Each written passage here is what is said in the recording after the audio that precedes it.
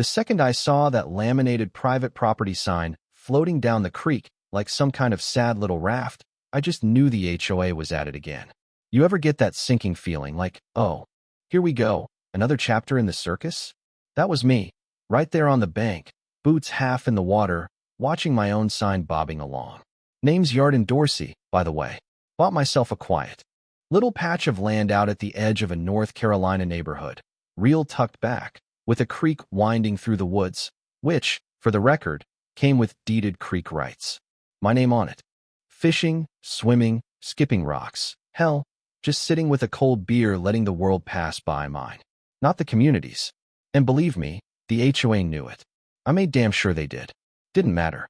Rachel Jennings, HOA president, and, honestly, had the kind of energy you'd get if a blender had feelings. Always on, always grating, just running full blast. She must have been in her 50s, but always stomped around like she was on the campaign trail, clipboard in one hand, iced coffee in the other, those giant sunglasses hiding half her face like she was ducking the paparazzi. Last month, she decided my shed windows were too reflective, left a note about it. Week before that, she said my mailbox wasn't regulation, even though 3 other folks had the same dang one. But this creek stunt? This was a new level. So there I am, wading down the bank, dripping sign in hand, and I stumble on a scene that would have been funny if it wasn't my land. 3 of them, Rachel, plus Connie and Deb, her little board member lapdogs, lounging in folding chairs, fishing lines in the water, cooler open, probably full of seltzers and entitlement. Some smooth jazz, coming from a Bluetooth speaker like it was Club Med. I clear my throat, loud as I can. Rachel turns, slow, with that fixed cheer she puts on right before she says something designed to tick you off. Oh, hey there, Yarden. We just thought, since it's only a little creek, maybe we'd enjoy it as a community. You know? It's not like you use it every day. I just stare at her. Let me stop you right there. That's private property. You're trespassing. Connie laughs, like I just told a joke. Don't be dramatic. It's just water. Sure. I pull out the laminated copy of my deed. Yeah, I keep it in a Ziploc under the porch. What of it? And I hold it up. This says otherwise. Creek rights are mine, from the bridge to the old oak. Rachel rolls her eyes and hits me with, well, we voted last month to open it up to HOA members. Community access was approved. I blink. You can't vote to give away what you don't own. That's not how property law works. She just waves it off. Don't be difficult, Yarden. We've been coming here for weeks. Weeks. I just turned and walked back to the house. Didn't say another word, because honestly, what's the point arguing with people who think a clipboard lets them rewrite reality? But I had cameras. I'd set them up myself, lines buried, all the feeds going to my own little server. I wasn't just worried about raccoons stealing my tackle box, though, funny enough, the last thing I'd caught on the creek cam was a possum trying to drown itself. But that week's comment? Yeah, that got my attention. I pulled up the footage and what I saw just about made me drive a nail into the table. Not only had they been there, fishing, lounging, whatever, they'd brought a chainsaw. I kid you not. Rachel and 2 guys from the HOA's Architectural Review Committee, Alan and Gilbert, cut down a perfectly healthy dogwood tree, dragged it a few feet, propped it as a bench. 2 days later, back again, this time with bags of gravel. Spread it all down the muddy path, fixing up their own little resort. Another visit, rope swing off the sycamore. And the worst part? I've got them on video, at least half a dozen kids splashing around, adults drinking in lawn chairs, everyone having a grand old time. On my land. I print the stills, all time-stamped. Drop the originals in a fireproof box. Then I make 2 calls. First, to Monica. She's a real estate attorney now, used to be a prosecutor, owes me a favor. Second, sheriff's office. By late afternoon, Deputy Harris is in my backyard, arms crossed, watching the footage on my tablet. He shakes his head, says, yeah, this is all getting filed. Trespass, land alteration, endangerment. You want to press charges. Didn't even hesitate. Yes. What got me wasn't just the trespassing, it was the arrogance. Acting like my land was their canvas, and they could paint whatever they wanted. Monica called that night. I reviewed the deed, Yarden. Your rights are solid, your property line's clear. They cut a tree, altered the ground, built a path, Invited minors, if you want. I can file a civil suit alongside the criminal charges. I told her to go for it. Then she tells me, you know, I pulled the HOA bylaws. Your lot. It's not even in their jurisdiction. You're not a member. All those fines and notices, they have zero authority over you. That's fraud. And that right there? That was the twist I never saw coming. Not even technically in their little club. So next morning, I'm at the courthouse, filing complaints for trespass, vandalism, and, yes, attempted annexation of private land. Monica sends the civil suit paperwork by noon. That afternoon, I'm back at the creek, taking photos of every little thing, the gravel, the stump, the rope swing, the abandoned beer can. Dropped it all off at the sheriff's station. Within 2 days, everyone in the neighborhood had heard. Frank, my neighbor, a retired mechanic with a husky that only barks at UPS trucks, comes over while I'm unloading groceries. Heard you got them served. Yarden. About time. That night, more neighbors stopped by, lemon pie in hand, asking if I could share my footage with other folks who'd been harassed. Nurse named Patrice told me the HOA threatened her for parking near her own mailbox. So I started a folder, HOA overreach. Everyone added their story. Illegal citations, bogus boundaries, you name it.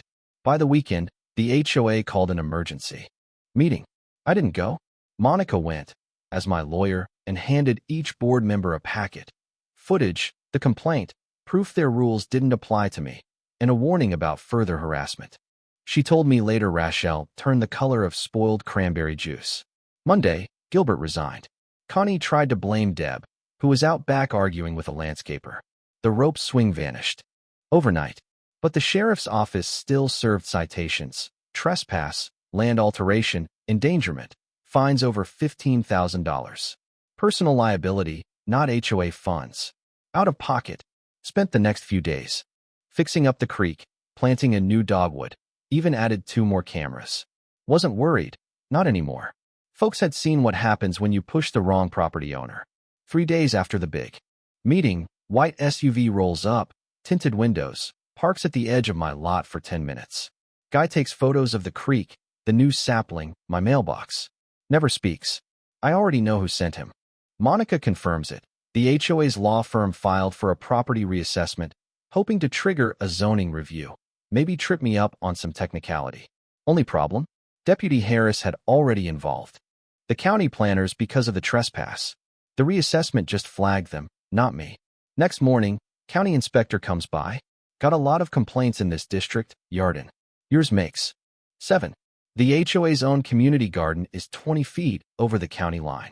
That's when I realized this wasn't just about me. By the next week, it was the county, not just the sheriff, knocking on the HOA's doors. Turns out, the gravel by my creek had disrupted a protected runoff channel. No permits. State violation. Someone else had filed that complaint, Mr. Given.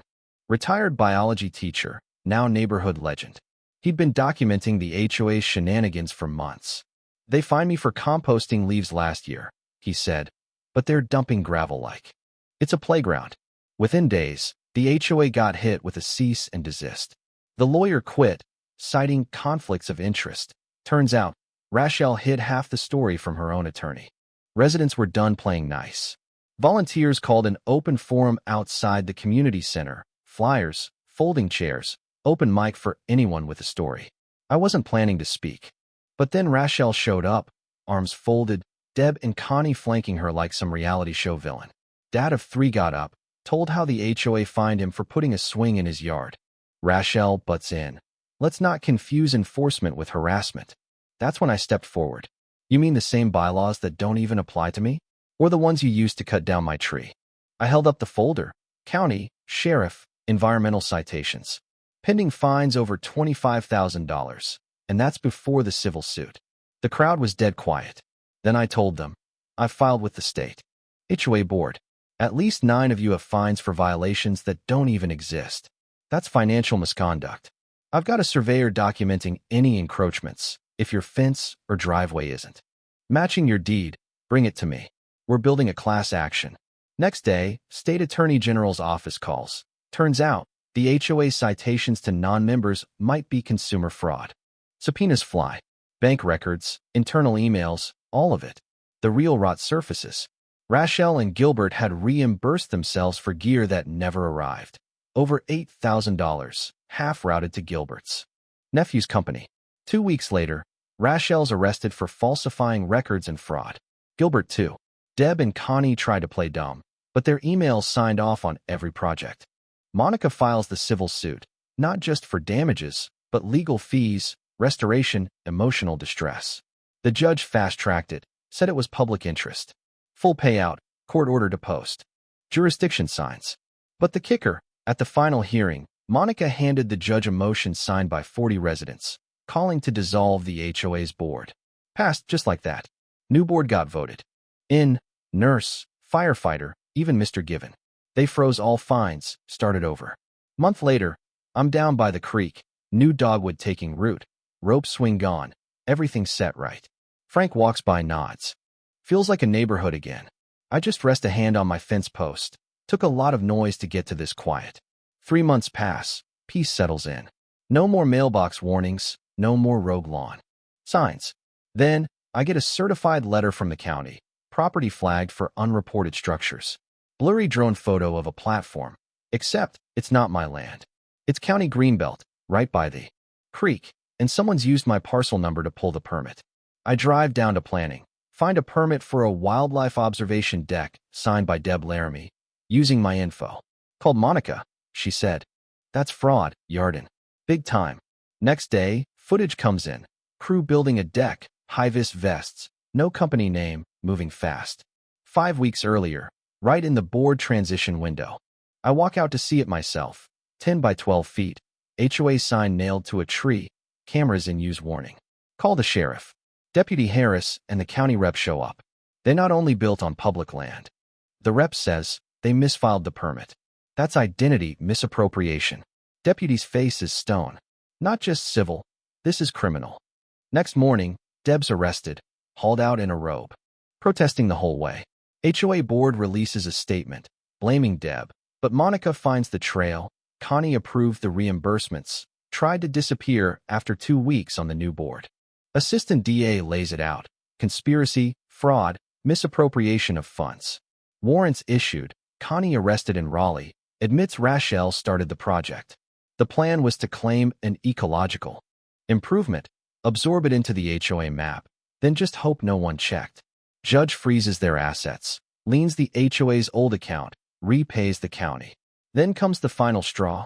Turns out, all those beautification funds, they paid for secret projects, stuff nobody knew about, landscaping on land the HOA never owned. County revokes their nonprofit status. Board votes to dissolve the charter. Unanimous. HOA disbands. Leftover funds go to a stewardship trust, managed by a third party.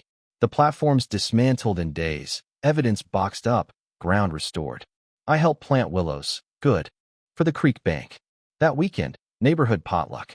I get handed the mic. Didn't want to be the guy who sued his neighbors. But you gotta speak up when power thinks it's permission. Silence. Well, that's how we got here. But we're not silent anymore. Wilma, retired ER nurse, slips me a note with her property coordinates. My spring feeds your creek. If you ever want to test the water, come on by. Sun goes down. I walk home along the creek, where the platform used to be. Just earth, grass, maybe a promise that things will grow right again if you let them. Leaves whisper. Water moves, nobody watching but me and the trees. Just a property owner, standing where he belongs. And you know what? That's justice. Or, at least, it's the start of it. But hey, let me ask you this. When's the last time you stood up for what was right? Even if it was just a patch of land, or a mailbox, or a tree. Drop your stories in the comments. Tell me, what does justice look like where you live? I want to hear from you.